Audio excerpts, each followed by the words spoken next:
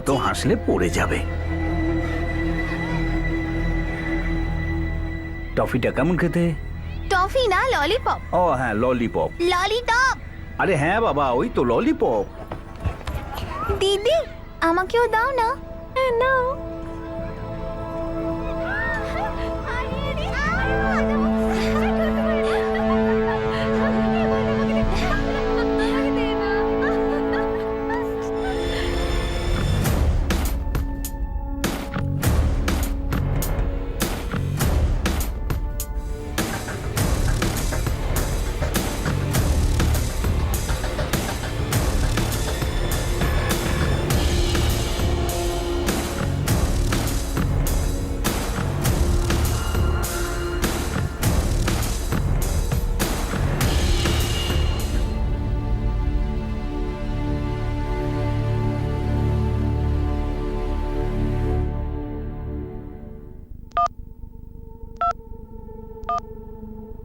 আপনি যে নাম্বারে ফোন করেছেন সেটা এখন বন্ধ আছে, কিছুক্ষণ পরে আবার চেষ্টা করুন। আজ 3 তারিখ হয়ে গেছে।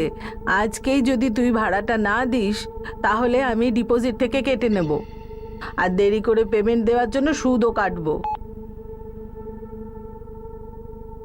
আগে তো নিজে এসে ভাড়া দিয়ে যেত, এখন দেখো এই বুড়িটাকে সিঁড়ি দিয়ে ওঠাবে। সব ছেলেগুলো একরকম হয়।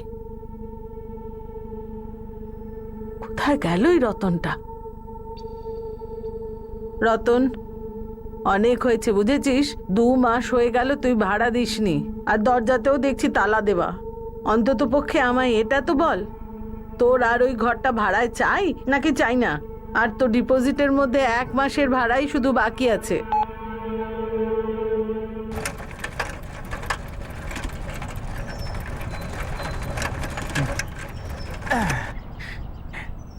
ঠাকুমা চলো দেখি। বাবু, আরে রতন নিজেই তালা লাগিয়ে গেছে, আমার দেওয়া তালা এটা নয়। তাহলে যা চাবিওয়ালাকে ডেকে নিয়ে আয়। না ঠাকুমা, আমার অনেক কাজ আছে, আমার এত সময় হবে না। বাবু, হ্যাঁ? যা তাড়াতাড়ি যা, তালা ভাঙার পর ঘর পরিষ্কার করতে হবে তো। ঠিক আছে, যাচ্ছি। যদি ওর কোনো অসুবিধে ছিল তাহলে বলা উচিত ছিল আমাকে। যদিও আগে থেকে বলতো আমি তৈরি থাকতাম।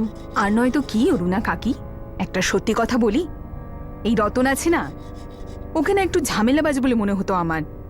শুরু থেকেই কখনো দেখাই যেত না। তার উপরে তো কাকি কখনো নজরই মিলাতে পারতো না কারোর সঙ্গে।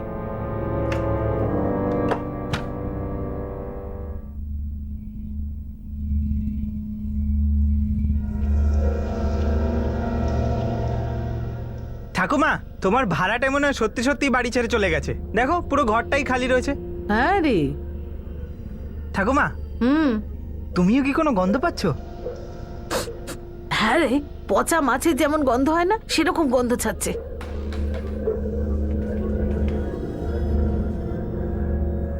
ঠাকুমা রান্নাঘরে তো কিছুই নেই, কিন্তু খুব বাজে গন্ধ বেরোচ্ছে।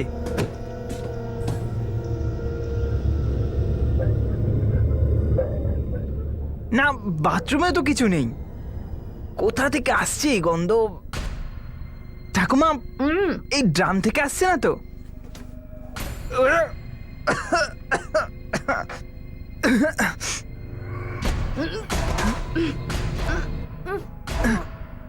ঠাকুমা, ঠাকুমা ড্রামে কিছু একটা আছে, অনেক চুলও রয়েছে।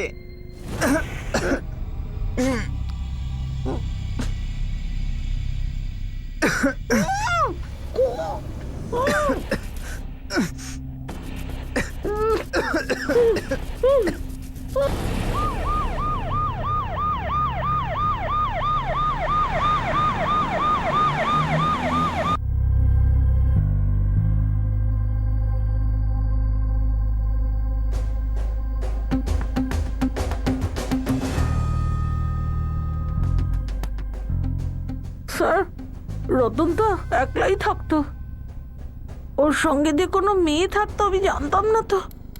ম্যাডাম, এই ফ্ল্যাটে তো আমি শুধু রতনকেই দেখেছি, তাও মাঝে মাঝে। গত কয়েক মাস ধরে তো ও গায়েবই রয়েছে। এই কথাটাই আমি অরুণা কাকিমাকে বলছিলাম। 3 মাস ধরে ও ভাড়া দেয়নি, ওর ফোনটাও বন্ধ। SMS পাঠালাম তো তার জবাবও দেয় না। আপনি এই মেয়েটাকে কখনো আসতে যেতে দেখেননি? না স্যার, কোনোদিন দেখিনি। যদিও চুপিসারে রাত্রিরে আসতো তাহলে আমি কি করে জানবো?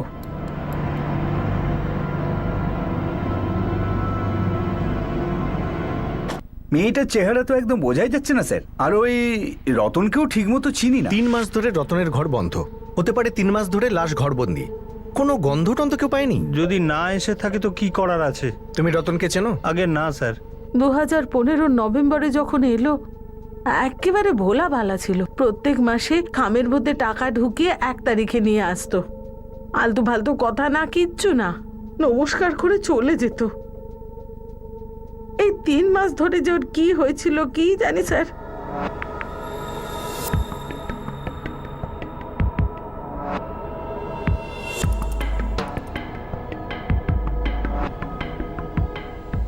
কোনো মহিলা ফ্ল্যাটে এলেই আমরা তখনই তো জানতে পারতাম। কখনো ডাস্টবিন বাইরে রাখবে, কখনো মার্কেটে কিছু কিনতে যাবে, তাহলে তো 2-1টা কথা হবেই। না হলে বাড়ি থেকে অন্যরকম আওয়াজ বেরোবে। মালতী লাশটা 3 মাস ধরে ভেতরে ছিল, আর আপনি গন্ধও পেলেন না? হ্যাঁ, সেটাই ভেবে আমরা চিন্তা করছি। বাইরে থেকে কোনো দুর্গন্ধ কেন পেলাম না?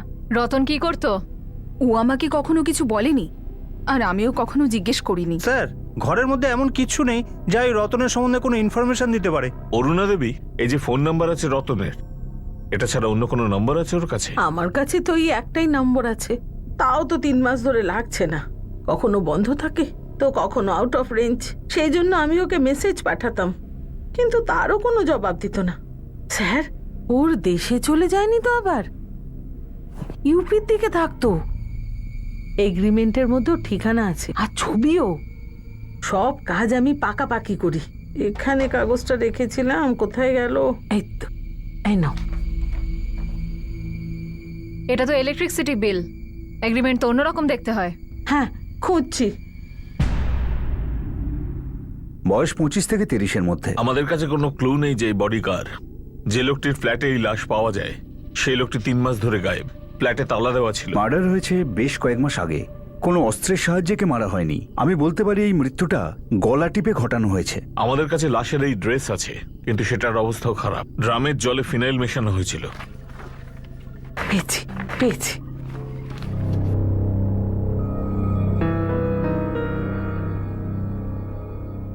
ঠাকুমা, এটা এগ্রিমেন্ট? তা নয় তো কি, পড়ো না, দেখো এর মধ্যে লেখা আছে প্রত্যেক মাসের 1 তারিখে 4,000 টাকা ভাড়া দিতে হবে। 12,000 টাকা ডিপোজিট নিয়েছি। ও ছবিও নিয়ে রেখেছি, ওর ঠিকানাও আছে, গাজিয়াবাদ, ইউপি। কিন্তু ঠাকুমা, এটা আদেও কোনো এগ্রিমেন্ট নয়। আর গাজিয়াবাদও এমন কিছু ছোটখাটো গ্রাম নয় যে পানওয়ালাকে দেখালেই বলে দেবে ওই তো ওইখানে একটু গিয়েই ওর বাড়ি। আপনি এটার ভেরিফিকেশন করাননি, কোনো আইডি প্রুফ নেননি, কোনো অ্যাড্রেস প্রুফও নেননি। এটা তো আমার প্রথম ভাড়াটে ছিল না। সবার সঙ্গে আমি এরকমই এগ্রিমেন্ট করি, কারোর কাছ থেকে কোনো সমস্যা হয়নি। এই ছেলেটাই এরকম হলো। আর এই রতন করতোটা কি? প্রত্যেক মাসের 1 তারিখে যখন 4,000 টাকা এনে দিত, তখন নিশ্চয়ই কোথাও চাকরি করত। ও, আপনি তাহলে এটাও জানেন না? না গো, সত্যি আমি জানি না।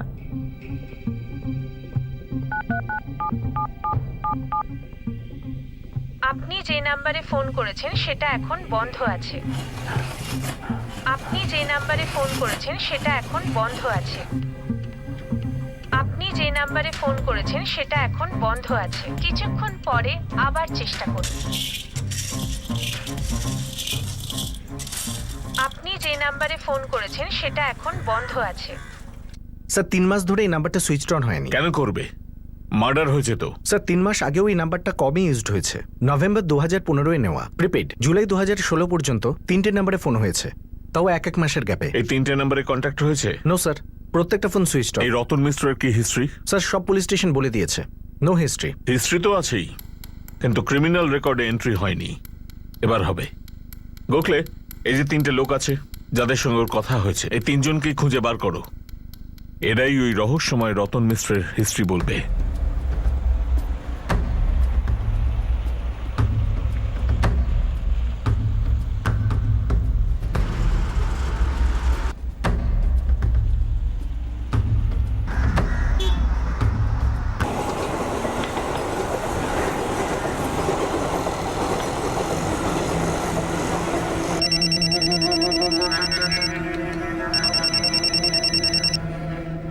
হ্যাঁ বল। আজকে একটা নতুন টার্গেট আছে, নম্বর লেখ।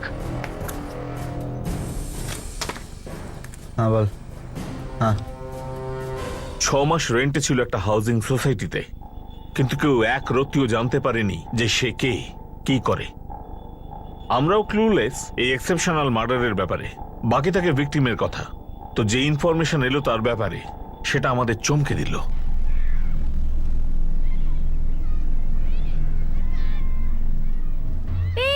ধরতে পারে না, ধরতে পারে না, ধরতে পারে না। স্যার, ইনি হলেন গিরিশ পাঞ্চাল, সোসাইটির রেসিডেন্ট। উনি সবেমাত্র মার্ডারের ব্যাপারে জানতে পেরেছেন। উনি আপনার সামনে কিছু বলতে চান। হ্যাঁ গিরিশ, বলো কি বলবে। স্যার আমি সঠিক তো বলতে পারবো না, কিন্তু আমাদের সোসাইটির একজন মহিলা ওই বিউইংয়ে থাকেন। অনেকবার আমি ওনাকে ওই রতনের সাথে দেখেছি। ওই মহিলার নাম জানো? দেখুন, নাম তো জানি না, কিন্তু অনেক দিন ধরে ওনাকে দেখছি না স্যার।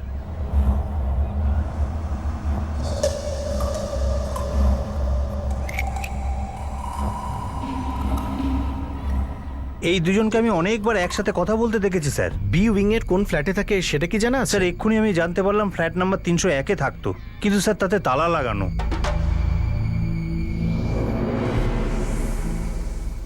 ওই ফ্ল্যাটের মালিক তুকারাম মানে। এই বি উইং এর 301 ফ্ল্যাটে আর কেউ থাকে? একজন বয়স্ক মানুষ, হয়তো ওনার বাবা, আর একটা ছোট বাচ্চা। আমি একদিন দেখেছিলাম। বাড়ির মালিক তুকারামের নাম্বার কোথা থেকে পাওয়া যাবে? স্যার নাম্বার তো আমার কাছে আছে, কিন্তু স্যার আমরা সত্যি কি জানি যে লাশটা পাওয়া গেছে সেটা আদৌ ওই মহিলা? শুধু বাড়ির মালিকের নাম্বার দিন, বাকিটা আমরা। আমি একদিন দেখেছিলাম। বাড়ির মালিক তুকারামের নাম্বার কোথা থেকে পাওয়া যাবে? স্যার নাম্বার তো আমার কাছে আছে, কিন্তু স্যার আমরা সত্যি কি জানি যে লাশটা পাওয়া গেছে সেটা আদৌ ওই মহিলা? শুধু বাড়ির মালিকের নাম্বার দিন, বাকিটা আমরা দেখব।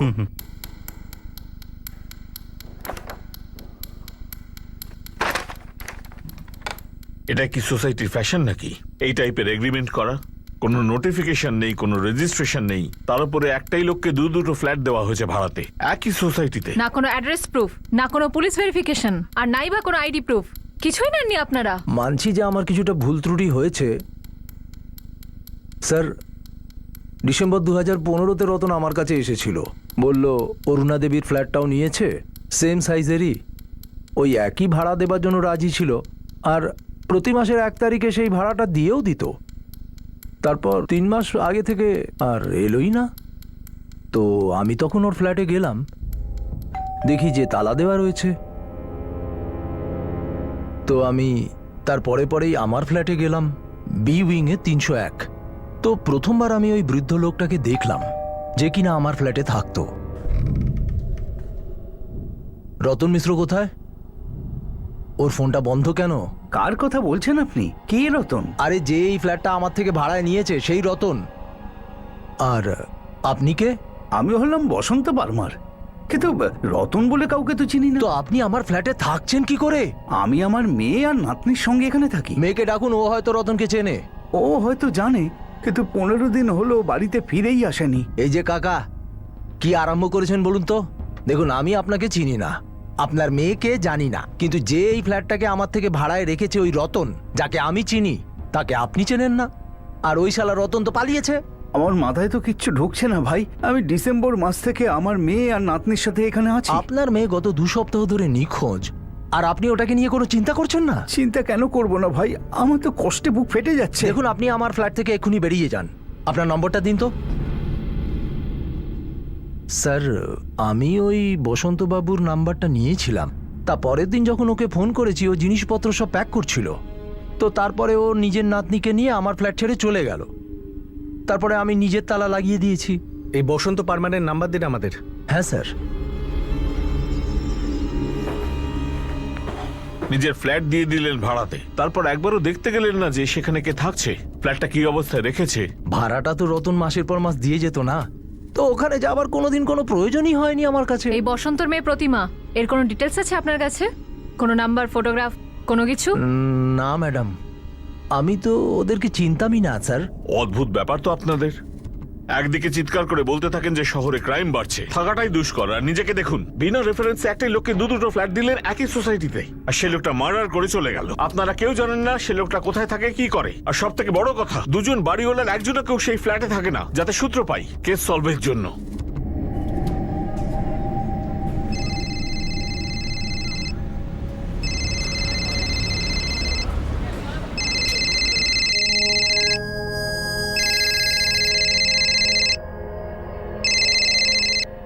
হ্যালো, বসন্ত পারমার, হ্যাঁ আমি বলছি, বলুন। সাব ইন্সপেক্টর হর্ষ বলছি, উল্লাসনগর ক্রাইম ব্রাঞ্চ।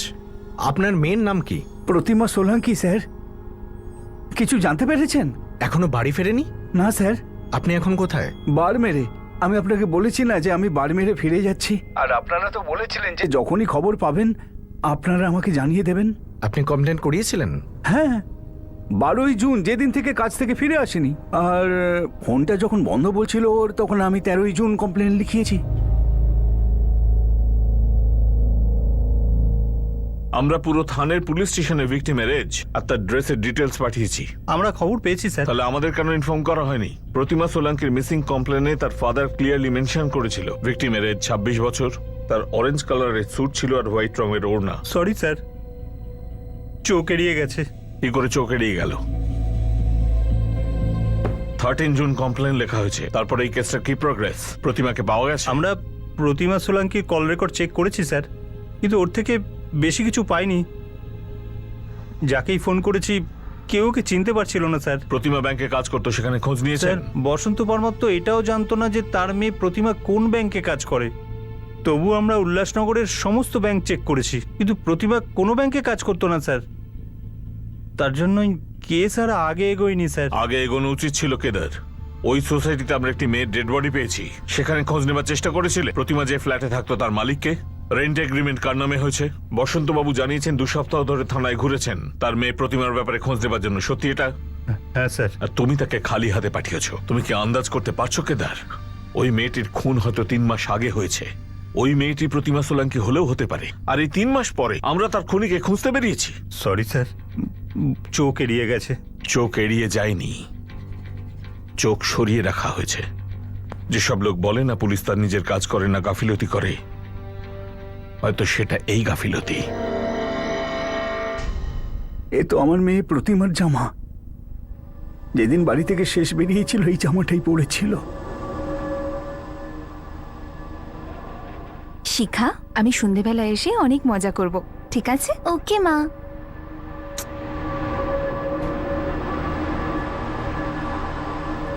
বাবা, আমি আসছি। হ্যাঁ হ্যাঁ, সাবধানে যাস মা।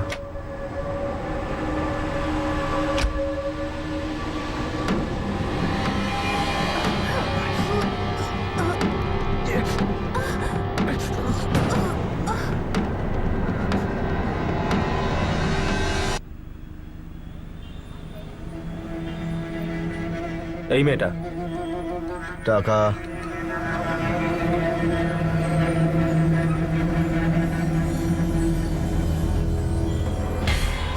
আমরা রতন মিশ্রার ফটো যতটা পেরেছি পুরো গাজিয়াবাদের সকলকে দেখিয়েছি, কিন্তু খুব মুশকিল মনে হচ্ছে। আমরা হিস্ট্রি শিটারদের লিস্টেও চেক করেছি, কিছুই বেরোয়নি। হতে পারে ও ইচ্ছে করে অ্যাড্রেসে গাজিয়াবাদ লিখেছে। আমরা ভিকটিমকে আইডেন্টিফাই করে নিয়েছি, কিন্তু রতন মিশ্রের ব্যাপারে আমাদের কাছে কোনো লিড নেই। কিন্তু সম্ভাবনা সম্পূর্ণ যে রতনই আসল অপরাধী। আমি কিচ্ছু জানি না যে এই রতনটা কি। ফ্ল্যাটের মালিক তিনিও এর ব্যাপারে খোঁজ খবর করছিলেন। আপনারা যে ফ্ল্যাটে থাকতেন সেটাই রতন ভাড়ায় নিয়েছিল, আর সেই এটার ভাড়া দিত। আসলে আমি তো কিছুই জানতাম না স্যার। আমি তো রাজস্থানের বাড়মেরের বাসিন্দা। ওখানে আমি আমার নিজের নাতনিকে দেখাশোনা করতাম। অক্টোবর 2015-তে আমার মেয়ে প্রতিমা মুম্বাইতে এলো। ডিসেম্বরে আমাকে আর নাতনিকে ডেকে নিল। আমি ভাবতাম যে ফ্ল্যাটের ভাড়াটা আমার মেয়ে প্রতিমাই দিয়ে দেয়। আপনি রতনকে কোনোদিন দেখেছেন? দেখেছিলাম সোসাইটিতে যাতায়াতের সময়, কিন্তু কখনো আমি এ কথাটা ভাবতেও পারিনি যে এই লোকটা আমাদের ফ্ল্যাটের ভাড়াটা দেয়। কি করে এটা জানবো বলুন তো? আপনি বলুন। স্বাভাবিক ব্যাপার। আপনার মেয়ে এই লোকটাকে খুব ভালোভাবে চিনতো। ও কখনো আপনাকে বলেনি? না স্যার, ও আমাকে কখনোই বলেনি। প্রতিভা কাজ কি করতো? ও তো কোনো এক ব্যাংকে কাজ করত। ব্যাংকের চাকরি, এটা খুব ভালো কাজ।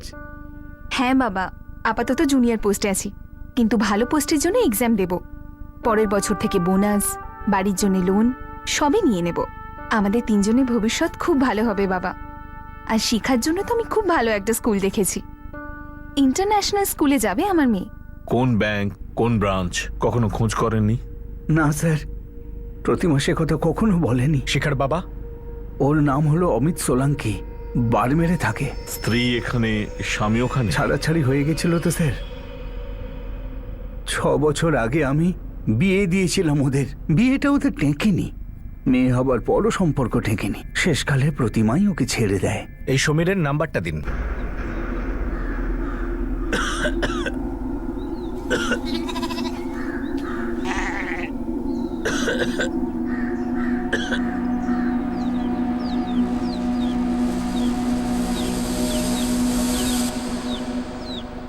বসন্তের কোনো ক্ষমতাই নেই যে বডি ও নিয়ে যায় ওখানে।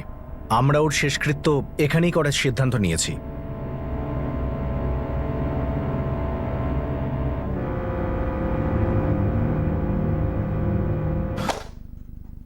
এটা সোসাইটি না মজার জায়গা? রতনের ব্যাপারে কেউ এতটুকুও জানে না। আর এই প্রতিমা, জানি না বাপকে কেন মিথ্যে বলেছিল। গোখলে, এই যে 3 জন লোক যাদের সঙ্গে রতনের কথা হয়েছিল, ফলো আপ। স্যার, ফোন কোম্পানির রেকর্ড আজকেই চলে আসবে। অ্যাড্রেস পেয়ে গেলেই তুলে নেব। শান্তি, তুমি বার্মের যাওয়ার জন্য রেডি হও। স্যার আপাতত কেসটা ব্লাইন্ড। হতে পারে এই রতনের সেপারেটেড অমিতের সঙ্গে কোনো সম্পর্ক আছে। বসন্তবাবু বলছিলেন যে প্রতিমাই অমিতকে ছেড়ে দিয়েছিল। রিলেশনশিপ ইস্যু, জেলাসি, যে কোনো একটা মার্ডারের রিজন হতে পারে। খুঁটিয়ে জিজ্ঞাসাবাদ করবে। আমাদের কাছে এই মুহূর্তে চাবিও নেই, অ্যাঙ্গেলও নেই। এই কেসে আমার অ্যাঙ্গেল চাই।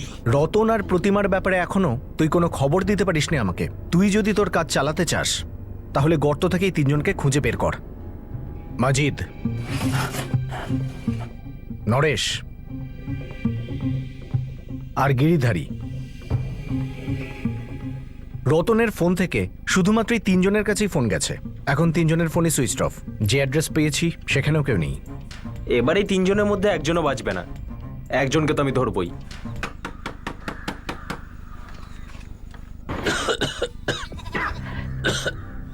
বলুন। আপনার নামই অমিত? প্রতিমার মার্ডার? বিশ্বাসই করতে পারছি না আমি। দুঃখ তো হচ্ছে না? হচ্ছে। যখন ও ছেড়ে চলে গেছিল তখন আরো বেশি হয়েছিল। তোর মেয়েকে নিয়ে পালিয়ে গেছিল শিখা। 1 বছরের ছিল শিখা। আর এখন 5 বছরের। দেখা করিসনি শিখার সাথে? ওর পরে আর কখনো দেখাই হয়নি। কে এই লোকটা? রতন মিশ্র, প্রতিমার খুনি। কত টাকা সুপারি দিয়েছিলি? একটা মরে যাওয়া মানুষ কাউকে মারার জন্য কি সুপারি দেবে ম্যাডাম? কেন, কি হয়েছে তোর? টিবি। খুবই কষ্টে নিজের চিকিৎসা করাচ্ছি। প্রতিমার থেকে আলাদা কেন হলি? ও ছেড়ে চলে গেছিল। কেন? কারণ ও দেখতে খুবই সুন্দর ছিল আর আমি ছিলাম খুবই গরিব। কি করিস তুই? করতাম ফ্যাক্টরিতে মজদুরি। বিয়ের 6 মাসের মধ্যেই বুঝতে পেরেছিলাম ও এই বিয়েতে সুখী নয়। যখন শিখা আমাদের জীবনে এসেছিল তখন মনে হয়েছিল সুখ আবার আমাদের মধ্যে আসবে, কিন্তু আসেনি। ও হঠাৎই একদিন চলে গিয়েছিল। স্যার, এই হলো আপনার প্রথম টার্গেট। নরেশ বর্মা, এবার এই কথাটা বলিস না যে রতন মিশ্রকে, কারণ 23 এপ্রিল 2016 তোর সাথে কথা হয়েছিল ওর। গিরিধারী, তোর ফোনটা অফ ছিল কিন্তু আমরা তোর পর্যন্ত এসেই গেলাম। রতন কোথায়? আমি এর সাথে শুধু একবারই দেখা করেছি, কিন্তু এর রতন নয় ম্যাডাম। তাহলে কে? এ তো আব্বাস শেখ। স্যার, এ তো রাহুল মরিয়া। স্যার, ফোনে তো এই নামটাই বলেছিল। স্যার, এর নাম হলো অভিষেক অবস্থি, রতন নয়। আব্বাস বলছি গিরি ভাই, স্টেশনে দেখা করো, ইস্ট সাইডে। লাল রঙের শার্ট পরে আছি আমি। হ্যাঁ রাজেশ, অভিষেক বলছি রে, এখানে সিনেমা হলের বাইরে দাঁড়িয়ে। আমি অরেঞ্জ টি শার্ট আর নীল টুপি পরে আছি। হ্যালো, রাহুল মোড়ে বলছি, 8 ঘন্টার মধ্যে ঠিক জায়গায় চলে আসো। সাদা রঙের টি শার্ট পরে আছি আমি। তোমরা 3 জন কান খুলে শুনে নাও, এই রতন মিশ্র ওরফে আব্বাস ওরফে রাহুল বা অভিষেক মার্ডার কেসে ওয়ান্টেড। আমি এই ব্যাপারে কিছু জানি না স্যার। আমার সাথে একবারই দেখা হয়েছিল আর ঠকিয়েছে সালা আমাকে। আমিও একবারই দেখা করেছিলাম স্যার, মাত দিব্যি। স্যার, আমিও একবারই। তোমাদের সাথে একবারই দেখা হলো আর ঠকিয়ে দিয়েছে। আর তোমরা 3 জন এটা বলছো না তো কেন ঠকেছো? এই শোন, যত বড় বড় পজ নিবি না তত বড় বড় ডান্ডা নিয়ে আসবো। স্যার, বলে হয়ে গেছে স্যার, কাগজের বিজ্ঞাপনটা পড়ে পুরো ফেঁসে গেছি। তোমরা 2 জন এটাই বলবে নাকি অন্য কিছু বলবে? স্যার, আমিও পেপারে বিজ্ঞাপন দেখে ফেসে গেছি স্যার। আমিও স্যার।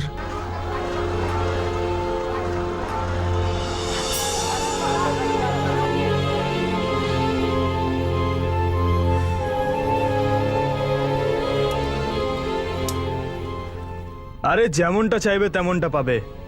নিজের ইচ্ছে মতো মাল বেছে নেবে আর মজায় সময় কাটাবে, তা আবার মেটার বাড়িতেই। কোনো টেনশন নেই। হ্যাঁ চলবে, কিন্তু রেট 2000, 1000 মিটার আর 1000 রেজিস্টারের। তবে পুরো টাকাটা কিন্তু অ্যাডভান্সে ক্যাশ দিতে হবে, তারপর আমি তোমাকে মিটার ফটো দেখিয়ে দেবো। তো কোথায় দেখা করব? 1 ঘন্টা বাদে তুমি একটা ফোন পাবে। টাকাটা তৈরি রেখো। এই শোন ভাই, অভিষেক বলছি। আমি সিনেমা হলের বাইরে দাঁড়িয়ে আছি। আমি অরেঞ্জ টি শার্ট আর নীল টুপি পরে আছি।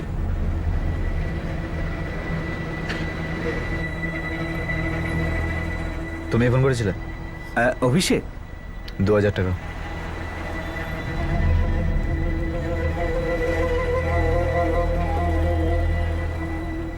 দারুণ চয়েস করেছো, হেভি মেয়েটা, খুব ভালো আর কাছাকাছি থাকে। ওই বিল্ডিংটা দেখছিস? ওই যে হ্যাঁ। দেখতে পাচ্ছিস তো? ওদিকে সি উইং এ 402-তে যাবি। হ্যাঁ। আর বলবি অপর্ণার সঙ্গে দেখা করবো। আমি ফোন করে দিচ্ছি মেয়েটাকে, ঠিক আছে? হ্যাঁ। হ্যাঁ অপর্ণা, শোনা আমার কেমন? আরে না রে, হ্যাঁ পাঠাচ্ছি তো। কি নাম জানো তোর? হ্যাঁ হ্যাঁ মাজিদকে পাঠাচ্ছি আমি। হ্যাঁ দেখতে শুনতেও ভালো। 1 ঘন্টার পেমেন্ট করেছে ও। ওকে খুশি করে দে শোনা আমার। হ্যাঁ চল পাঠাচ্ছি আমি, ঠিক আছে? চল যা যা যা। ওখানে কোনো সিকিউরিটি ওয়াচম্যান? আরে সিকিউরিটি নেই ওখানে। আর শোন, তোকে কেউ কিছু বললে বিন্দাস বলবি, কাজে সূত্রে এসেছিস। হ্যাঁ চল যা।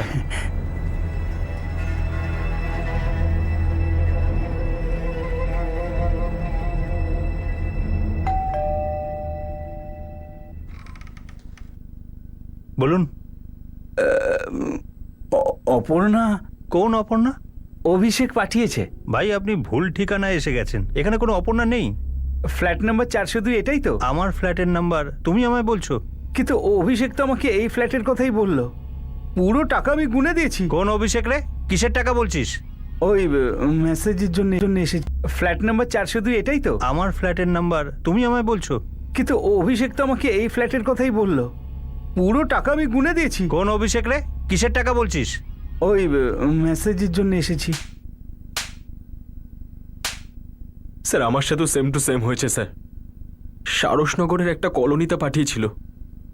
আমি রুকসানার ব্যাপারে জিজ্ঞেস করলে থাপ্পড় মারলো স্যার। গিরিধারী, তুই কার জন্য জিজ্ঞেস করেছিলিস আর কোথায়? আমাকে নামটা বলেছিল ডলি। তারপর থাপ্পড়? স্যার আপনি কাগজের নাম্বারে ফোন করুন না, আমি ফোন করলে বন্ধ আসে। এই মেয়েটারও কি ছবি দেখিয়েছিল? না না না বিজ্ঞাপন কোন কাগজে ছিল? একটা বাংলা কাগজ ছিল স্যার। এই বে, কাগজের নাম আছে তো? প্রায় ক্লাসিফাইডে আসে এই ধরনের বিজ্ঞাপন। স্যার পরশুদিনের এডিকশনেও ছিল। গতকালও আছে। ব্যাস রোজ নাম্বার চেঞ্জ হয়। কত ধরনের ব্যবসা আছে লোককে ঠকানোর, তাও আবার ফুল প্রুফ, নাম্বার পাল্টে পাল্টে। চলো ঠকবাজদের জালি ফাঁসাই।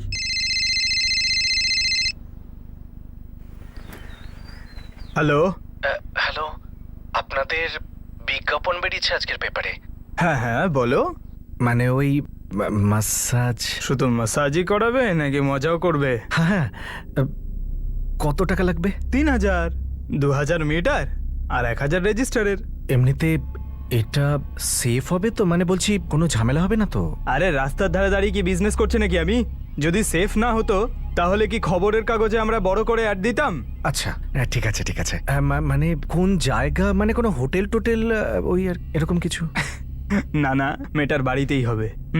ফোনটা অফ করবে না, 10 মিনিটের মধ্যে একটা কল পাবে।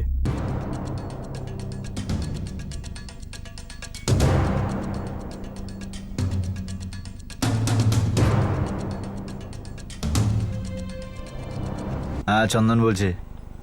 ফোন করেছিলে? মেয়ে চাই তাই তো? হ্যাঁ হ্যাঁ করেছিলাম। হ্যাঁ তোর নির্মলকে চেনা আছে?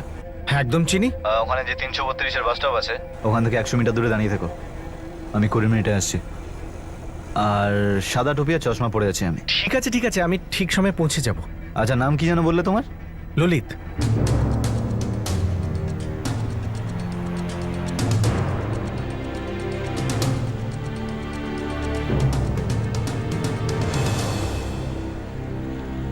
ললিত তুমি তো? হ্যাঁ। টাকা আগে ফটো দেখাও। আগে টাকা। ঠিক আছে, একটা ফটো আমি দেখাই। কি বলছিস বে?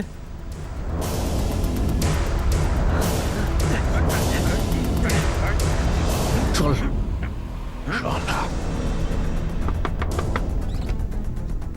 মিলন যোশী কি তুই? হ্যাঁ, আপনি কে? আরে কি করছেন?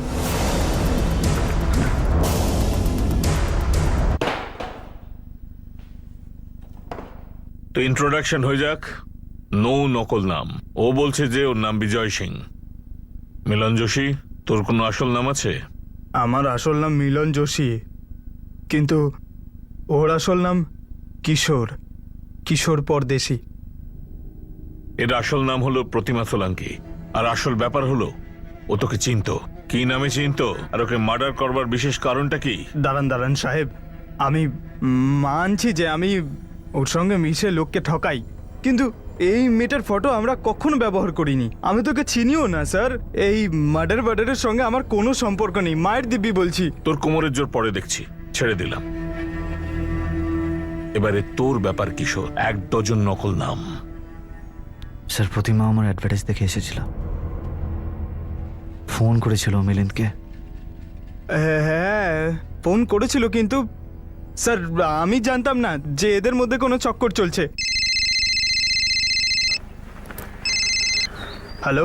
হ্যালো, আমি আপনার অ্যাড দেখলাম পেপারে। হ্যাঁ, তো আমি ইন্টারেস্টেড। আমাকে একটু ডিটেলে বলবেন আপনাদের রেট কত? ম্যাডাম, এই ম্যাসাজ সার্ভিস শুধু ছেলেদের জন্য। আমি পড়তে পারি, পরিষ্কার লেখা যে আপনি মেয়েদের থেকে ম্যাসাজ করানো সার্ভিসিং দেন। হ্যাঁ, তো আপনি মেয়েদেরকেই চাই। হ্যাঁ, মেয়ে চাই? আবে ওই ভাই, এই মেয়েটা আবার আমাদের ঠকাবে না তো? শোন, আমাদের ঠকানোর মতন মেয়ে এখনো জন্মায়নি। তুই একটা কাজ কর, তুই মহিলার সঙ্গে দেখা কর, টাকা নে, অ্যাড্রেস দে আর কেটে পড়।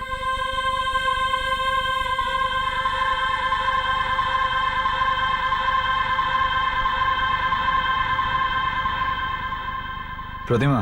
হ্যাঁ, আপনি রতন? টাকা দাও। টাকা নেই তো আমার কাছে। টাকা নেই? তাহলে ফোন করলে কেন? আসলে আমি অনেক দূর থেকে মুম্বাই এসেছি। আমি খুব শীঘ্রই অনেক টাকা আয় করব। আমি আপনার অ্যাড পড়েছি, আপনারা মেয়েদেরকে দিয়ে ম্যাসাজের সার্ভিসিং দেন, তাই আমি ভাবলাম যে আপনাদের এখানে আমি কাজ পেয়ে যাব। আমি এই সার্ভিসটা দেওয়ার জন্য রেডি, সেই জন্যই আপনাকে ফোন করেছিলাম। ব্যাস, আপনি কিছু কাস্টমার নিয়ে আসুন, আমি ভালো করে কাজ করব।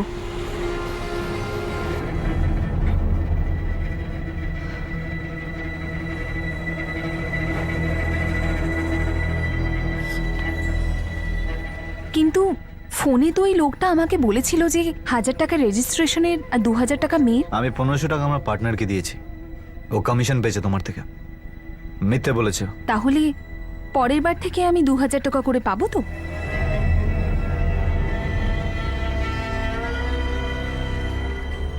কোনো ব্যাপার না, হয়ে যাবে। আমি 1500 টাকায় করতে রাজি আছি, 1000 টাকায় করে দেব। আসলে বাড়িতে আমার একটা ছোট্ট মেয়ে আছে, একজন বয়স্ক বাবা আছেন। দেখো, আমি দিনে 1 থেকে বেশি কাস্টমারদেরকেও সার্ভিসিং দিতে রাজি আছি। আমি কাস্টমারকে সার্ভিস দিই না, আমি ঠকাই ওদের।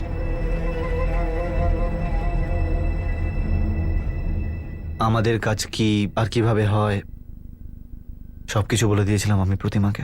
ভালোবেসে ফেলেছিলিস? ভীষণ বেশি ভালোবেসেছি। তারপরে আমি ওকে আমার কাজে নিয়ে নিয়েছি ওকে।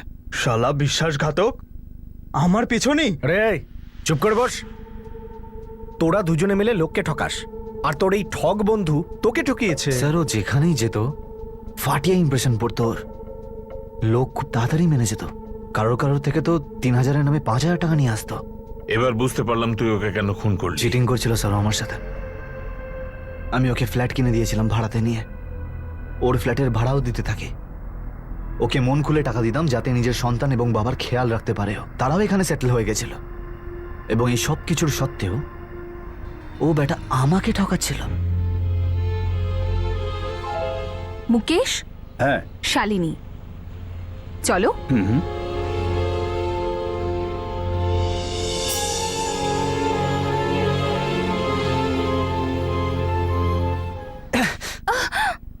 পুরো ভিডিও দেখাবো তোকে কি করছিলি ওর সাথে। তোকে তো আমি। দাঁড়া, তোর কাজে কোনো ভুল করেছি আমি? না। কোনো বেইমানি করেছি? না। সততার সঙ্গে পুরো টাকাটা তোর হাতে এনে দিয়েছি। তার বদলে তুই যা কমিশন দিতি আমি নিয়ে নিতাম, যা বলতিস তাই করতাম। আর যদি কাজটা শিখে আমি অন্য জায়গা থেকে একটু কামিয়ে নিচ্ছি তাতে তোর কি আসছে যাচ্ছে? আরে ছোট একটা বাচ্চা আছে আমার, ওকে স্কুলে ভর্তি করা, তবে তুই একটু বোঝার চেষ্টা কর। আরে তোর মেয়ে তো আমারও মেয়ে, তোকে কতবার বোঝাবো রে? 10 বার তো তোকে বিয়ের কথা বলে দিয়েছি রে আমি। তুই এটা 1000 বার জিজ্ঞেস করলেও আমার উত্তরটা নাই হবে, বুঝলি? কত বড় বিশ্বাসঘাতক রে তুই, হ্যাঁ? এইটাই কারণ যে আমি বিয়ে করতে চাই না। একবার বিয়ে করে আমি ঠকে গেছি, আবার সেই আগুনে কেন ঝাঁপ দেবো আমি? রতন, মানছি আমি যে তুই আমাকে অনেক সাহায্য করেছিস, কিন্তু তার বদলে আমিও তো তোর জন্য করেছি বল। তুই আমাকে শুতে বলেছিলি, আমি মেনে নিয়েছি, তোর সঙ্গে শুয়েছি, কিন্তু এখন তুই আমাকে তোর সঙ্গে বিয়ের জন্য ফোর্স করতে পারিস না। আরে তুই কেন বুঝতে পারছিস না বলতো? আরে আমি তোকে বিয়ে করে রানী বানিয়ে রাখবো রে এখানে। সরে যা রে, আমি কোনো রানী টানি হতে চাই না, কিন্তু এখন তুই আমাকে তোর সঙ্গে বিয়ে করার জন্য ফোর্স করতে পারিস না। আমার একটা ছোট মেয়ে আছে যাকে আমি কখনো চাইনি, কিন্তু এখনো আমার জীবনে এসে গেছে, তাই ওর দেখাশোনাটা আমার দায়িত্ব। আর এই দায়িত্বকে ছাড়া আমি আর কোনো দায়িত্ব নিয়ে চলতে পারবো না। আমি ওকে এই সব কিছুর মধ্যে জড়াইনি স্যার, আমি ওকে এই সব কিছু থেকে বার করতে চেয়েছিলাম। সব কিছু করেছি আমি ওর জন্য, সংসার চালাবার জন্য টাকা, ফ্ল্যাটের ভাড়া, সবকিছু। কিন্তু এত বোঝানোর সত্ত্বেও ও কোনোভাবেই মানতে রাজি হলো না। এই বিষয়ে যা যা কথা হওয়ার ছিল হয়ে গেছিল না, মামলাটাও সেটেল ছিল আর অনেকদিন হয়ে গেছে। আরে প্রতিমা, মামলাকে গুলি মার, আমার সঙ্গে সেটেল হয়ে যা তুই। কিন্তু আমি তো সেটেল, তাই না? আরে বিয়ে করে নে না রে আমাকে। দেখ, আমি খুব ভালো করেই জানি যে তুই ভীষণ ভালোবাসিস আমাকে। রতন, তুই আমাকে কত কম চিনিস। তুই এখনো জানতে পারলি না যে আমার জীবনে কোনো পুরুষের জন্য কোনোদিন কোনো ভালোবাসা নেই। আমার ভালোবাসা শুধুমাত্র নিজের স্বাধীনতার প্রতি আছে। আর তুই এই যে রোজ রোজ বিয়ে কর না বলিস না, তাতে অসহ্যকর লাগে আমার। আরে একটা বিয়ে ঘেঁটেছে বলে কি সব বিয়ে ঘাঁটবে নাকি? কি অদ্ভুত রে তুই, তুই তো বোকামি করছিস প্রতিমা। আর এক কথা বারবার শোনার পরে বারবার নির্লজ্জদের মতো জিজ্ঞেস করে যাওয়া, সেটাও তো বোকামো, তাই না? আর কত অপমান করবি তুই আমাকে? আর কত অপমানিত হবি তুই? প্রতিমা, আজকের পরে তুই ধান্দা করবি না, বুঝলি? তুই বিয়ে করতে চাইছিস না, করিস না। বাড়িতে বসিয়ে খাওয়াবো তোকে, তোর বাবাকে, তোর সন্তানকে, সবার দেখাশোনা করব আমি, কিন্তু তুই ধান্দা আর করবি না। আমি তোর দয়ার থেকে অনেক দূরে থাকতে চাই। একটা ফ্ল্যাট দেখেছি আমি আমার জন্য, পরের মাসে শিফট হচ্ছি। অ্যাড্রেসটা পর্যন্ত দেবো না তোকে, নাম্বারটাও চেঞ্জ করছি। আচ্ছা, তোর কি মনে হয় যে আমি বাবলু সোনার মতো এই বাড়িতে বসে থাকবো? তোকে খুঁজবো না আমি? যদি তুই আমাকে খুঁজিস তাহলে পুলিশ তোকে খুঁজবে, আর এটা আমি মজা করে বলছি না। তুই এদিকে আয়। আমি তোকে ওয়ার্নিং দিয়েছিলাম না যে আমার গায়ে কখনো আর হাত দিবি না? এত সাহস কি করে হলো তোর? এবার দেখ পুলিশ তোর কি হাল করবে। তুই আমার নাম নিতে 10 বার ভাববি। যা। তোকে তো আমি দেহ ব্যবসায়ী কোথাকার, আমার জন্য তুই দুবেলা খেতে পারিস রে, তোর স্বপ্ন পূর্ণ হচ্ছে, তুই নিজের পায়ে দাঁড়াতে পারছিস, আর তুই আমার কমপ্লেন করবি পুলিশের কাছে?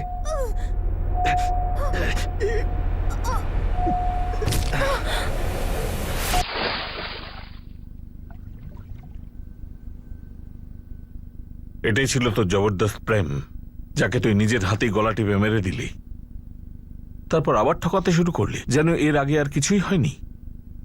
আমি কিছু করিনি স্যার, আমি শুধুমাত্র লোককে ঠকাই। মার্ডার তো দূরে থাক, আমি তো হাতাহাতি করতেও ভয় পাই। ওয়ার্নিং টর্নিং দিয়ে আমাকে ছেড়ে দিন না, টাকা মানে ওই ফাইন দিয়ে আমাকে ছেড়ে দিন, কিছু সেটেল করা যাবে। আমাদের সেটেলমেন্ট বোর্ড বলে মনে হচ্ছে তোর? হ্যাঁ, ও রক্ত দিয়ে স্নান করেছে, তুই কি দুধ দিয়ে করেছিস নাকি? আমি খুন করিনি স্যার, হুজুকের বশে হয়ে গেছে। আমি তোর সঙ্গে সারা জীবন থাকতে চেয়েছিলাম, মিলেমিশে থাকতে চেয়েছিলাম একসাথে। যাই বলুন না কেন স্যার, আমি সত্যিকারেরই ভালোবেসেছি। সত্যিকার ভালোবাসা থেকে কয়েক ক্রোশ দূরে ছিলি। সত্যি ভালোবাসা। জানিস তুই কি করেছিস? একটা বাচ্চাকে অনাথ বানিয়ে ছেড়েছিস, এক বাপকে অসহায় করে দিয়েছিস। যদি এটা সত্যিকারের ভালোবাসা হয় সালা, তাহলে এমন ভালো যেন কেউ না বাসে। তোর ভাগ্যেও কারোর এমন প্রেম না হয়। শিখা মা, হ্যাঁ, এখানেই থেকো, এদিক ওদিক যেও না যেন। আমি কাজ খুঁজতে যাচ্ছি। ঠিক আছে দাদু। লক্ষ্মী মেয়ে।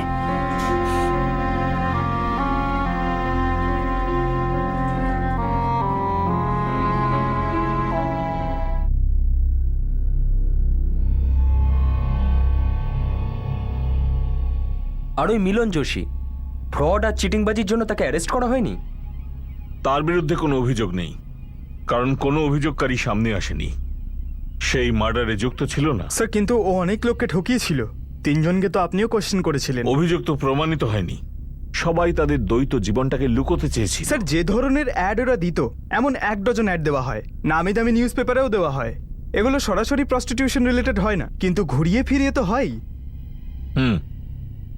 হয়তো হয়, কিন্তু এরকম অ্যাড পড়ে ঠকবার জন্যই লোকে ঠকে যায়। ফ্রড কেসের শিকার হয়েও প্রায়শই লোকজন সামনে আসে না, কারণ তারা লজ্জা পায়, আর সেই ফ্রড খোলা ঘুরে বেড়ায়। এই কেসে এই ফ্রড এইভাবে বাই প্রোডাক্ট সামনে এসেছে। এই কেস তো একরকম ক্রাইম অফ প্যাশন ছিল, যেখানে একটা লোক এক মহিলার ইন্ডিপেন্ডেন্ট সিদ্ধান্তকে মানতে পারেনি। ওই মেয়েটি কোন ব্যবসা নির্বাচন করেছিল, সে তার কোন স্বপ্ন পূরণের চেষ্টা করেছিল, সেটা তার সিদ্ধান্ত, সেটা তার অধিকার, তার স্বাধীনতা ছিল। আমাদের সব মানুষের অধিকারকে সম্মান দেওয়া উচিত। মানুষের তার নিজের জীবনকে নিজের মর্জিতে কাটানোর ফ্রিডম থাকাই দরকার। শান্তিতে বাঁচা আর মানুষকে বাঁচতে দেওয়া, এটাই সবথেকে বড় বুদ্ধিমানের কাজ আর সুন্দর। For more updates, subscribe to our channel, click the show links and enjoy watching the videos.